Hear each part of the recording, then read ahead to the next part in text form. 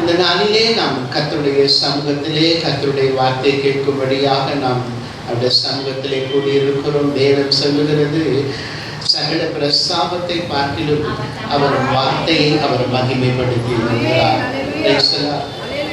அவருடைய வார்த்தை இருவரும் கருக்குள்ள பட்டயம் ஊனையும் கணுக்களையும் பிரிக்கத்தக்க இருதயத்தின் யோசனைகளை வகையறுக்கிறதாய் இருக்கிறது.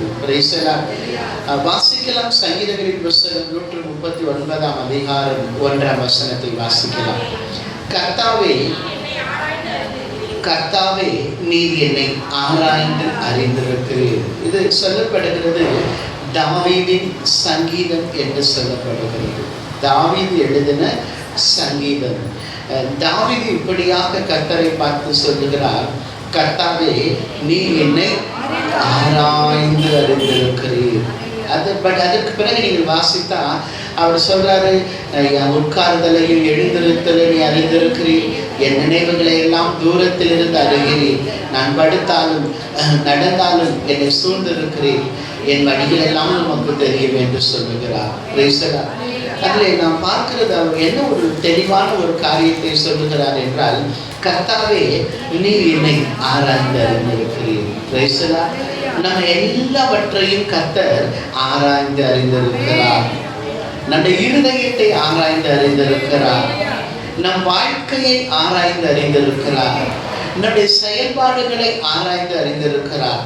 நம்முடைய குடும்ப காரியங்களை அவர் ஆராய்ந்து அறிந்திருக்கிறார். அது மாத்திரமல்ல, அங்கே சங்கீதக்காரன் தாவீது இப்படியாக சொல்லுகிறார் 13 வசனத்துல, நீ என் உள்ளங்கிரியங்களை கை கொண்டிருக்கிறீர், என் தாயின் கர்ப்பத்தில் என்னை காப்பாற்றினீர். அவர் சொல்றார், தாயின் கர்ப்பத்தில் என்னை காப்பாற்றின தேவன் நீங்க. நான் உட்காரும் பொழுது அதை அறிந்திருக்கிறீங்க, நான் எழுந்திருக்கும் பொழுது அதை அறிந்திருக்கிறீங்க. கர்த்தாவே நீ என்னை ஆராய்ந்து அறிந்திருக்கிறீர். ஒரு தெளிவு ஆண்டவரை குறித்து தாவீது ஒரு தெளிவான ஒரு வாழ்க்கையை வாழ்கிறார். இன்றைக்கு தேவனுடைய பிள்ளைகள் வாழ்க்கையிலே அந்த தெளிவு இருக்கிறதா என்று நாம் பார்க்க வேண்டும். நம் வாழ்க்கையிலே பிரச்சனைகள், போராட்டங்கள், பாடுகள், உபத்திரவங்கள் எல்லாம் வரும் பொழுது நாம் சொல்லுகிற வார்த்தை என்ன தெரியுமா? ஏன் எனக்கு இப்படி நடக்குது? என்ன சொல்லுவோம்? ஏன் எனக்கு இப்படி நடக்குது? ஆண்டவர் என் கூட இருந்தால் இதெல்லாம் எனக்கு நடக்குமா? சொல்றோமா சொல்லியா? அது மாத்திரம் சொல்ல மாட்டோம். என் வீட்டு பக்கத்துல தான் இருக்கிறாங்க அம்மா, என்ன அநியாயம் பண்ணுது, ஆனா நல்லா தான் இருக்குது.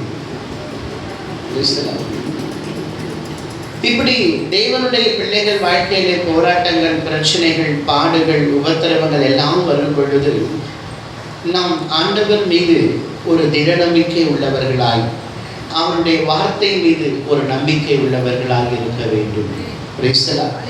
சங்கீதக்காரன் தாவீது இப்படியாக சொல்லுகிறார், கர்த்தாவே நீர் என்னை ஆராய்ந்து அறிந்திருக்கிறீர். அப்ப அவர் அறிந்திருக்கிறாரா? உங்களை ஆராய்ந்து அறிந்திருக்கிறாரா? நம்ம சொல்லுவோம், நீங்க ஆண்டவர் மேல ரொம்ப நம்பிக்கையா இருக்கிறீங்களா என்று யாராவது கேட்டா அவங்க சொல்லுவோம், உங்களுக்கு என்ன தெரியும் என்னை பத்தி? நான் உட்கார்ந்தாலும் ஏசப்பா சொல்லுவேன், எழுந்தாலும் ஏசப்பா சொல்லுவேன்.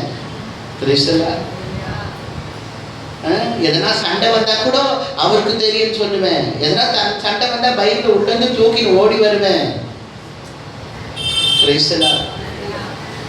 கர்த்தருடைய நாமத்தை வீணிலே வழங்காதிருப்பாயா.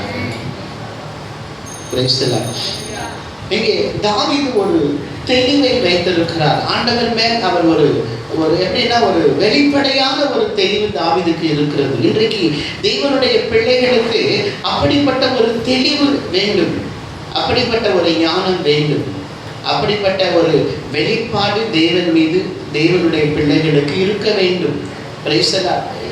உன் வாழ்க்கையில பிரச்சனை வரும் பொழுது, போராட்டம் வரும் பொழுது, பாடுகள் வரும் பொழுது, உபத்திரம் வரும் பொழுது நீ வாயை திறந்து சொல்லணும், இந்த உபத்திரம், இந்த பிரச்சனையிலிருந்து ஆண்டவர் என்னை விடுவிப்பாரு, அவர் என்னை ஆராய்ந்து அறிந்திருக்கிறாரு.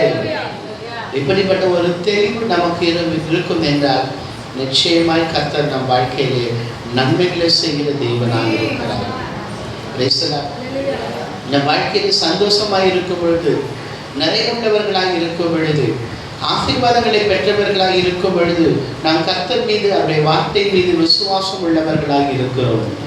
நம் வாழ்க்கையிலே அதே குறைவுபடும் பொழுது, நம் குடும்பத்திலே குறைவுகள் வரும் பொழுது, நம் வாழ்க்கையிலே போராட்டங்கள் பிரச்சனைகள் வரும் பொழுது நாம் அந்த விசுவாசத்தோடு நம்பிக்கையோடு இருக்கிறோமா? அநேகர் அந்த நம்பிக்கையோடு விசுவாசத்தோடு இருக்கிறது இல்லை. யோபு பக்தனுடைய மனைவி சொல்லுகிறார், இன்னும் ஒரு உத்தமத்திலே உறுதியாக இருக்கிறாயே, தேவனை தூசித்து ஜீவனை விடு என்று சொல்லுகிறார். யோபு பக்தன் உத்தமமாக இருக்கிறார். தேவனிடத்திலே நன்மையை பெற்ற நான் தீமையை பெறாமல் இருப்பது எப்படி? அவர் என்னை கொன்று போட்டாலும் நான் அவர் மேல் எப்படி இருப்பேன்? நம்பிக்கையாக இருப்பேன். என்னை அவர் கொன்று போட்டாலும் எப்படி இருப்பேன்? நம்பிக்கையாக இருப்பேன். அப்படிப்பட்ட ஒரு விசுவாசம், நம்பிக்கை நிச்சயமா நம் ஒவ்வொருவரும் என்ன பண்ணணும்? இருக்கணும். நமக்கு இருக்குதா? Praise the Lord. யோவான் சுவிசேஷத்துல நாம் பார்க்கிறோம், மார்த்தா மரியாள் என்ற 2 சகோதரிகள் இருந்தார்கள். அந்த 2 சகோதரிகளுக்கு ஒரு சகோதரன் இருந்தார். அந்த சகோதரனுடைய பெயர் லாசரு. அவன் மரித்து விட்டான். Praise the Lord. நாம் வாசிக்கலாம், யோவான் எழுதின சுவிசேஷம் 11ஆம் அதிகாரம் 31, 32 மாத்திரம் வாசிக்கலாம். அப்பொழுது வீட்டிலே அவளுடனே கூட இருந்து அவளுக்கு ஆறுதல் சொல்லிக் கொண்டிருந்த யூதர்கள் மரியாள் சீக்கிரமாக எழுந்து போகிறதை கண்டு அவள் கல்லறிடத்தில் அழுகிறதற்கு போகிறாள் என்று சொல்லி அவளுக்கு பின்னே போனார்கள். இயேசு இருந்த இடத்தில் மரியாள் வந்து அவரை கண்டவுடன் அவர் பாதத்தில் விழுந்து, ஆண்டவரே, நீர் இங்கே இருந்தீரானால் என் சகோதரன் மரித்திருக்க மாட்டான். அவங்க என்ன சொல்றாங்க? நீங்க இங்க இருந்தீங்கன்னா எங்க சகோதரன் என்ன இருக்க மாட்டான்? மரித்திருக்க மாட்டான். இன்றைக்கு நம்முடைய பதில் கூட, நம்முடைய கேள்வி கூட இப்படி தான் இருக்குது. ஆண்டவர் என் கூட இருந்தா ஏன் எனக்கு இந்த பிரச்சனை வருது? ஆண்டவர் என் கூட இருந்தால் ஏன் இந்த போராட்டம் எனக்கு வருது? இதை ஏன் ஆண்டவர் எனக்கு அனுமதிக்க வேண்டும்? இதை ஏன் என் வாழ்க்கையில தேவன் அனுமதித்து என்னை ஏன் உபத்திரப்படுத்த வேண்டும் என்று நாம் சொல்லுகிறோம். ஆனால் தாவீது சொல்லுகிறார், கர்த்தாவே, நீர் என்னை ஆராய்ந்து அறிந்திருக்கிறீர். அந்த மரியாள், மார்த்தாளுடைய சகோதரன் மரித்து போனான். இயேசு வருகிறார் அந்த ஊருக்கு. மரியாள் சொல்லுகிற வார்த்தை என்ன தெரியுமா? ஆண்டவரே, நீங்க இருந்தீங்கன்னா இங்க என் சகோதரன் என்ன பண்ண மாட்டான்? மரித்திருக்க மாட்டான். அங்கே நான் வாசிக்கிற யோவான் சுவிசேஷம் 11ஆம் அதிகாரத்திலே 4 வாசிக்கலாம்.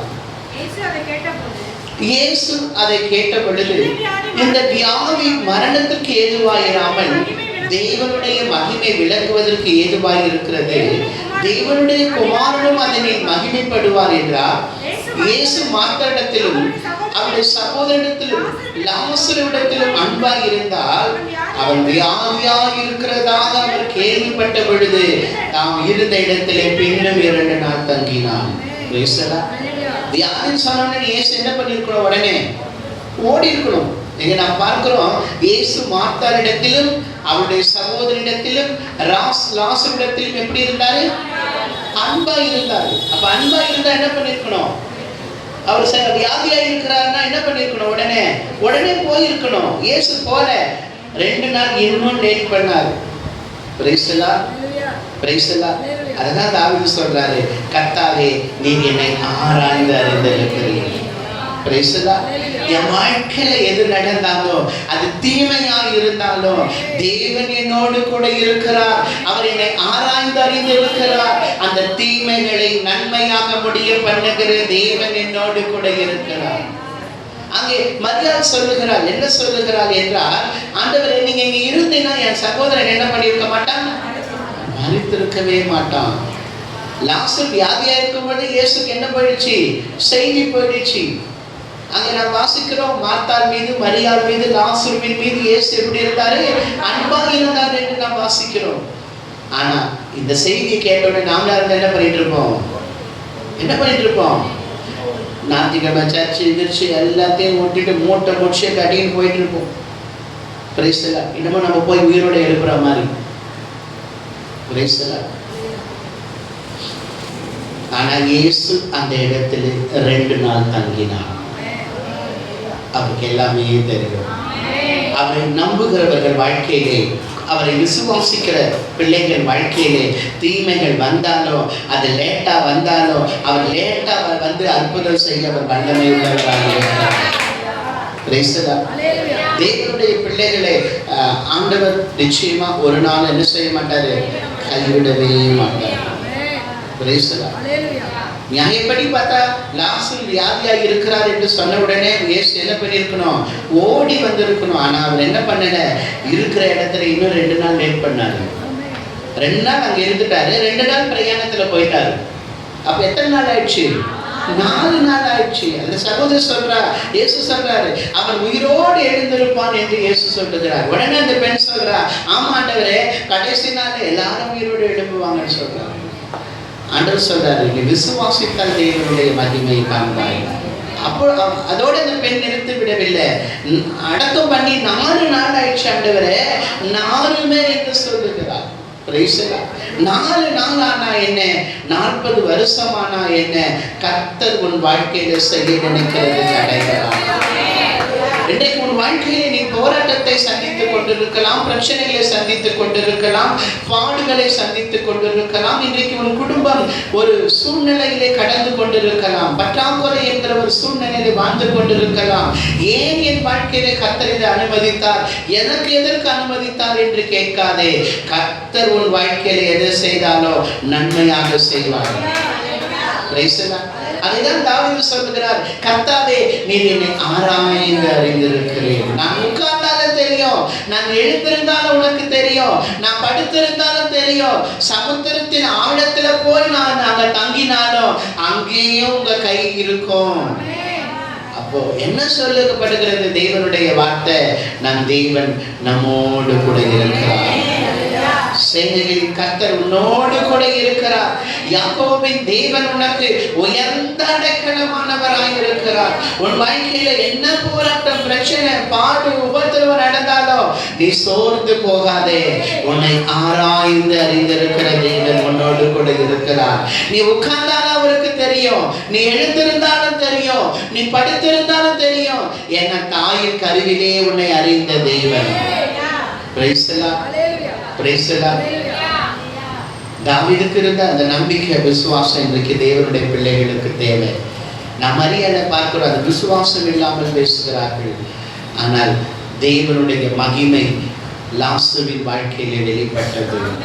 தேவன் தம்முடைய மகிமையை வெளிப்படுத்தினார். மரித்து போன அந்த லாசருவை 4 நாள் கழித்து ஆண்டவராகிய இயேசு கிறிஸ்து உயிரோடு எழுப்பி கொடுத்தார். இன்றைக்கு உங்கள் வாழ்க்கையில் என்னெல்லாம் நீங்கள் இழந்து போயிருக்கிறீர்களோ, போராட்டத்தை சந்திக்கிறீர்களா, பிரச்சனையை சந்திக்கிறீர்களா, சோர்ந்து போகாதிருங்கள். தேவனாலே செய்யக்கூடாத அதிசயமான காரியம் ஒன்றுமில்லை. உங்களை அறிந்திருக்கிற தேவன். உன் பிரச்சனை அவருக்கு தெரியும், உன் போராட்டம் அவருக்கு தெரியும், உன் பாடுகள் அவருக்கு தெரியும், உன் வேதனை அவருக்கு தெரியும். உன்னை சுற்றி இருக்கிற மனிதர்களுக்கு தெரியாது, உன்னோடு கூட இருக்கிற உறவுகளுக்கு தெரியாது உன் பிரச்சனை. சகலவற்றையும் ஆராய்ந்து அறிந்திருக்கிற தேவனாகிய கர்த்தர், அவருக்கு எல்லாமே தெரியும். கர்த்தர் நிச்சயம் உன் வாழ்க்கையில அற்புதம் செய்வார், அதிசயம் செய்வார். உன் சூழ்நிலைகளை தேவன் மாற்றுவார், உன் உபத்திரவங்களை தேவன் மாற்றுவாராக. கர்த்தராகிய இயேசு கிறிஸ்து உங்களுக்கு அற்புதம் செய்வாராக. நாம் ஜெபிக்கலாம். பரலோக பிதாவே, உம்மை துதிக்கிறோம் அப்பா. கர்த்தாவே, நீர் எங்களை ஆராய்ந்து அறிந்திருக்கிற தேவன் அப்பா. எங்களுடைய எல்லா காரியங்களும் உமக்கு தெரியும் அப்பா. நாங்கள் உமக்கு முன்பாக ஆண்டவரே அப்பா, மண்ணும் மண்ணாக நீர் கருதுகிறீர் அப்பா. மனுஷனை நினைவு கூறும் பொழுது மண்ணாக கருதுகிறீர் அப்பா. எல்லாம் உமக்கு தெரியும், உமக்கு முன்பாக எல்லாம் வெளியிறந்த கோலமாய் இருக்கிறது. இன்றைக்கு பிள்ளைகள் வாழ்க்கையில என்னென்ன பிரச்சனைகள், போராட்டங்கள், பாடுகள், உபத்திரவங்களை சந்திக்கிறார்களோ அதையெல்லாம் நீர் அறிந்திருக்கிறீரப்பா. அதிலிருந்து உடைய பிள்ளைகளுக்கு விடுதலையை கொடுப்பீராக, அற்புதம் செய்வீராக, அதிசயம் செய்வீராக. உடைய நாமம் ஒன்றே மகிமைப்படட்டும். இயேசுவின் நாமத்தில் பிதாவே, ஆமென்.